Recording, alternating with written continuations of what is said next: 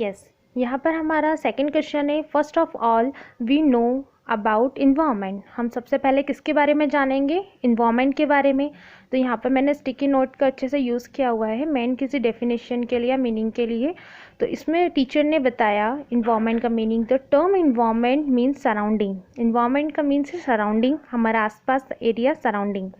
Student क्या कर रहा है? Listening carefully. स्टूडेंट बिहेवियर में क्या है? Listening carefully. वो स्टूडेंट ध्यान से सुन रहा है जब टीचर उन्हें मीनिंग बता रही है। तो इसमें भी टीचर का बॉडी मूवमेंट हुआ है, उनने ये मीनिंग क्या करा? राइटिंग ऑन द बोर्ड पर लिखा। तो टीचर का कौन सा कंपोनेंट यूज़ हुआ है यहाँ पर? हमारे स्टिमुलस स्किल का BM, बॉडी मूवमेंट। नेक्स्ट आगे हम चलते हैं। Third, now students listen carefully. The environment is a combination of. Environment किसका कॉम्बिनेशन है? टू थिंग्स का, एक तो natural and human man made phenomena. इसमें क्या हो रहा है?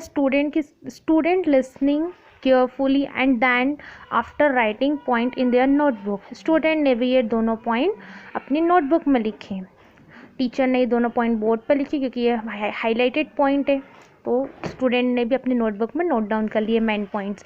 इसमें क्या यूज़ हो रहा है? Change in speech pattern. Teacher ने जो बताया है दोनों कंडीशंस कि टू कॉम्बिनेशन के से इन्वायरमेंट बनता है, तो इसमें चेंज इन CISP यानी चेंज इन स्पीच पैटर्न जो हमने अभी कंपोनेंट उधर पढ़ा था, and body movement teacher board पे भी लिख रहा है, और CISP यानी change in speech pattern. Speech pattern यानी बोलने में अप्स एंड डाउन्स हो रहे हैं या फिर कुछ वॉइस मॉड्यूलेशन हो रहा है। ओके, तो ये दो कंपोनेंट हम यहाँ पर यूज़ करते हैं। नेक्स्ट है हमारा, after this we will understand the meaning of natural environment. अब हम क्या समझेंगे नेचुरल इन्वायरमेंट क्या होता है। फिर टीचर ने एक्सप्लेन किया, natural environment means all living and non living things. एक नेचुरल इन्वायरमेंट कैसे बनता है? Living and non living things से मिल करके बनता है। Student listening carefully, student activity थी कि स्टूडेंट ध्यान से सुन रहे थे जब टीचर ये मीनिंग एक्सप्लेन कर रही थी। नेक्स्ट हमारा ये कंपोनेंट यूज़ हुआ है जेस्चर। टीचर ने एक्सप्लेन किया तो उसका कोई एक्सप्रेशन तो होगा, तो जेस्चर G और BM, बॉडी मूवमेंट। उन्होंने राइटिंग ऑन द बोर्ड पर भी मीनिंग लिखा था, मेन मीनिंग उन्होंने बोर्ड पे भी लिखे थे। देखिए ये सब वो चीज़ें हैं, वही सब है जो टीचर्स जनरली क्लासरूम में करती हैं, बट हमें फ्रेशर स्टूडेंट्स के लिए जिन्हें अभी अभी B.Ed कर रहे हैं फॉर फर्दर टीचिंग के लिए, एक टीचर के लिए जानना समझना कि हाउ टू टीच, कैसे टीच करना है, किस तरीके से करना है, बहुत ही इंपॉर्टेंट है। अगर वो टीचर बनना चाहता है तो ट्रेनिंग पर्पस है, ये ट्रेनिंग के लिए हम सीख रहे हैं, बहुत इंपॉर्टेंट है। आगे जाके फ्यूचर का स्टूडेंट एक टीचर के हाथ में होता है, इसलिए उसका ये सब चीज़ें प्रॉपर तरीके से सीखना बहुत ज़रूरी है जिससे वो क्लासरूम में इम्प्लीमेंट कर सके। नेक्स्ट चलते हैं हम फिफ्थ क्वेश्चन। नेक्स्ट टीचर का टीचर एक्टिविटी में है, now students can you tell me the name of living and non living thing. Student से पूछ रहा है teacher living and non living things के नेम। तो लिविंग थिंग्स में plants, animals and humans, and ये नॉन लिविंग थिंग्स में land, air, water, ये सभी चीज़ें आ गई। स्टूडेंट ने रिप्लाई किया, देन टीचर ने क्या किया? स्माइलिंग। स्टूडेंट ने बताया living and non living thing है, टीचर ने स्माइलिंग की। देन हमारा यहाँ पर PP कंपोनेंट यूज़ हुआ है, यानी पीपल पार्टिसिपेशन। पीपल का पार्टिसिपेशन हुआ, उन दोनों ने ये दोनों चीज़ें लिखकर बताई है, living and non living thing के नेम्स। और जेस्चर, स्माइलिंग दिया मतलब कोई एक्सप्रेशन दिया, यानी जेस्चर कंपोनेंट यूज़ किया गया यहाँ पर। नेक्स्ट है हमारा next point, look here. Teacher बोलता है look here, teacher shows some objects related to living and non living thing. अब टीचर क्या करता है कि living thing and non living thing से रिलेटेड कुछ ऑब्जेक्ट्स या कुछ चार्ट बता रहा है। हाँ, मैंने यहाँ पर नहीं लगाया है, मुझे यहाँ पर पिक्चर्स पूरा चार्ट लगाना चाहिए था, बट आप ध्यान से इस पॉइंट को समझने की कोशिश कीजिए। Living and non living thing के बारे में टीचर एक चार्ट बता रहा है, ऑब्जेक्ट बता रहा है स्टूडेंट को। Student are looking with interest, student उसे इंटरेस्ट के साथ देख भी रहे हैं जो टीचर बता रहा है। देन फोकसिंग कंपोनेंट यहाँ पर यूज़ हुआ है क्योंकि यहाँ पर स्टूडेंट फोकसफुली देख रहा है। And AVC, audio visual change हुआ क्योंकि वो ऑब्जेक्ट के थ्रू एक्सप्लेन कर रहा है। तो ये दो कंपोनेंट फोकसिंग और AVC, ऑडियो विजुअल चेंज, यहाँ पर यूज़ हुआ है। नेक्स्ट है हमारा, now we will understand that what is human environment. अब क्या समझा रहा है टीचर की what is human environment. Human environment क्या है? Human environment include the activities creation and interaction among human being. Human environment में क्या क्या एक्टिविटीज इंक्लूड है? क्रिएशंस एंड इंटरेक्शंस क्रिएट किया है, वो ह्यूमन इन्वायरमेंट मैन मेड है, यानी ह्यूमन द्वारा क्रिएटेड है। टीचर ने एक्सप्लेन किया human environment. Student listening carefully then after writing meaning in their notebook. Student ने ध्यान से सुना, फिर इस मीनिंग को जो टीचर ने बोर्ड पे लिखा उसे नोट डाउन किया अपनी नोटबुक में। बॉडी मूवमेंट यूज़ हुआ है यहाँ पर कंपोनेंट, टीचर ने लिखा बोर्ड पर तब कुछ एक्शन हुआ, कुछ मूवमेंट हुआ, बॉडी मूवमेंट। पीपल पार्टिसिपेशन, उन्होंने भी अपनी नोटबुक में लिखा, पार्टिसिपेशन किया। एंड फोकसिंग ध्यान से उसे सुना, किसी चीज़ को एक्सप्लेन किया टीचर ने और ध्यान से उसे सुना समझा, फोकसिंग वर्ड कंपोनेंट यूज़ हुआ यहाँ पर। देन नेक्स्ट है हमारा therefore. If you think that what is environment, you should have to know all about these points that have mentioned above। अब इसीलिए आप कभी भी देखोगे कि environment क्या है तो आपको ये सारे points याद आएंगे। Student listening carefully, student teacher की बात को केयरफुली सुन रहा है। Then focusing and pausing in component का यहाँ पर यूज़ किया है। फोकसिंग ध्यान से फोकसफुली सुना, और पॉजिंग यानी टीचर ने ये बोला, मतलब ये स्टेटमेंट पूरा यहाँ से 8 पॉइंट से यहाँ तक बोला तो उसमें टीचर ने पॉज भी दिया, मतलब अपनी बात थोड़ा सा स्टॉप, रुकी, पॉज दिया। ओके, तो इसलिए यहाँ पर फोकसिंग और पॉजिंग कंपोनेंट का यूज़ किया गया।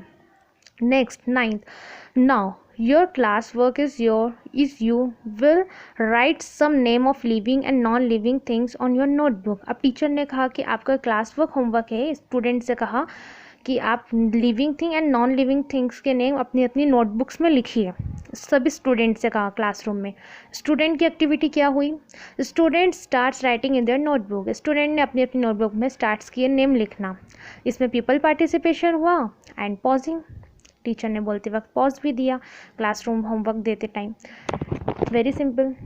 नेक्स्ट है now students can you tell me after understanding this lesson. अब लास्ट में बोल रहा है टीचर कि आप मुझे बता सकते हो इस लेसन को समझने के बाद। क्या बोलते हैं स्टेटमेंट टीचर का? टीचर बोलती है if you will see any object like land, water, plant, insect, then what will you think. आप ये सब चीज़ें देखोगे, लैंड, इंसेक्ट, प्लांट, तो आप क्या सोचोगे? स्टूडेंट ने रिप्लाई किया we will think ma'am, we will think that plants and insects are living and land and water are non-living things and both of they are made up of our environment। living thing और non-living thing दोनों ही मिलके हमारा environment बनाते हैं। Then इसमें component use हुआ है PP, people participation, and change CIS, change in interaction style.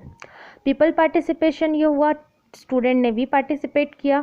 Then CIS, change interaction style, जब टीचर ने स्टूडेंट से ये क्वेश्चन पूछा तो उसने अपना इंटरेक्शन स्टाइल में कुछ चेंजेस किया, बोलने के तरीके में थोड़ा सा चेंज किया, क्वेश्चन को कुछ अलग इंटरेक्टिव वे में कुछ अलग तरीके से पूछा, इसलिए CIS कंपोनेंट का यूज़ हुआ। नेक्स्ट है हमारा सो टेल मी। टीचर बोलता है so tell me students looking all the objects and from this chapter what did you understand. ये सारे ऑब्जेक्ट्स को देखकर जो अभी हमने यहाँ पर दिखाने वाले थे दिखाया नहीं, और इस चैप्टर से आपने क्या समझा? स्टूडेंट बोलता है we understand that environment is the combination of natural environment as well as human environment. Student ने समझा कि ये हमारा जो इन्वायरमेंट है वो नेचुरल और ह्यूमन इन्वायरमेंट दोनों से मिल करके बनता है। इसमें पीपल पार्टिसिपेशन हुआ हमारा कंपोनेंट, और एक जेस्चर यूज़ हुआ, ये दोनों कंपोनेंट हमारे यूज़ हुआ है। देन लास्ट में ये हमारा लेसन प्लान 7 मिनट्स का कंप्लीट हुआ है। हमने क्वेश्चंस पूरा एक प्रिपेयर करा कि हम स्टिमुलस स्किल में लेसन प्लान किस टाइप से बनाएंगे और फिर इसे क्लासरूम में कैसे परफॉर्म करेंगे। ये सारे कॉलम्स थे टीचर्स इस टाइप से क्वेश्चंस करेगा, इस टाइप से पढ़ाएगा, और स्टूडेंट्स के रिप्लाई कुछ इस टाइप से रहेंगे, और वो जो करता है उस एक्टिविटी के उस कंपोनेंट्स, ये इस टाइप के कंपोनेंट्स क्लासरूम में टीचर अप्लाई करता है, यूज़ करता है। देन लास्ट में हमारा बनता है टीचर ऑब्जर्वेशन टेबल, जिसमें टीचर ऑब्जर्व करता है उसने जितने भी कंपोनेंट्स यूज़ किए हैं पूरे लेसन प्लान में, जितने भी कंपोनेंट्स यूज़ किए हैं उन सारे कंपोनेंट्स के नेम्स आपके यहाँ पर आ जाएंगे। एक कॉलम बनेगा सीरियल नंबर, एक कॉलम बनेगा कंपोनेंट्स, टेलीज और टोटल एक कॉलम। कंपोनेंट्स के नाम आपने वो कंपोनेंट्स लिखे हैं जो आपने लेसन प्लान में यूज़ किए हैं, सिर्फ उन्हीं कंपोनेंट्स के नेम यहाँ पर आएंगे। हर एक कंपोनेंट को आपने कितने टाइम्स यूज़ किया है वो टेलीज आप यहाँ पर लगाएंगे, ओके, काउंट करके लेसन प्लान में से पूरा। देन नेक्स्ट टेबल हमारी बनती है इवैल्यूएशन टेबल। इवैल्यूएशन टेबल में भी सीरियल नंबर एक कॉलम, कंपोनेंट्स के नेम एंड टेलीज। कंपोनेंट्स के नेम, इसमें वो कंपोनेंट्स के नेम भी है जो आपने लेसन प्लान में यूज़ नहीं किए हैं, मीन्स ये कंपोनेंट्स वो कंपोनेंट्स है जो आपने लेसन प्लान में यूज़ किए हैं, और वो कंपोनेंट्स भी इसमें इंक्लूड है जो कंपोनेंट्स आपने लेसन प्लान में यूज़ नहीं किए हैं। वो सारे नेम्स आपको लिखना है एंड टेलीज का कॉलम आपको यहाँ पर ब्लैंक छोड़ना है, क्योंकि ये टेली आपकी टीचर लगाएगी कि आपने कौन सा कंपोनेंट यूज़ किया है या नहीं किया है। आई होप कि आपको ये स्किल के बारे में नॉलेज मिला होगा एंड आप इसको प्रॉपर तरीके से अपने क्लासरूम में अप्लाई करेंगे। एंड आपको कोई भी डाउट हो तो please ask me very frankly. Thank you, welcome.